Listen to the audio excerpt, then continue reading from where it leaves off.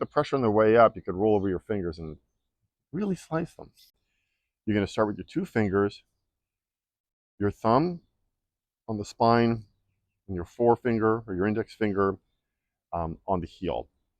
And we're going to use the two fingers here to keep pressure on the blade at the correct angle. We're just going to pull it towards us.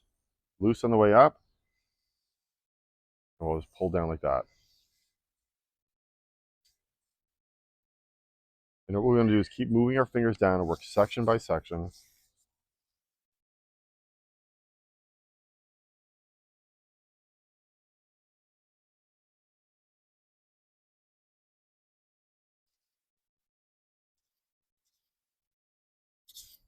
And just to make sure that when you can hear that correctly, this is me putting pressure on the way down, pulling it towards me, loosen the way up and down. Now, when you get into a bit of a rhythm, you might not be able to tell the difference, but I can assure you it's the pressure is only coming on the way down towards me. If you put the pressure on the way up, you could roll over your fingers and really slice them.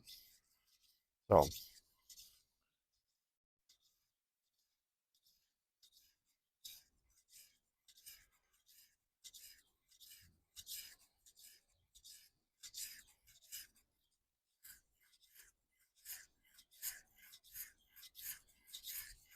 keep working it section by section on the way down. Keeping on that angle, pressure on your thumb on the spine, index finger on the heel. It takes some practice to keep that angle the same, but if you stop, you should be able to see, yeah, I can still fit my 3 pennies under there.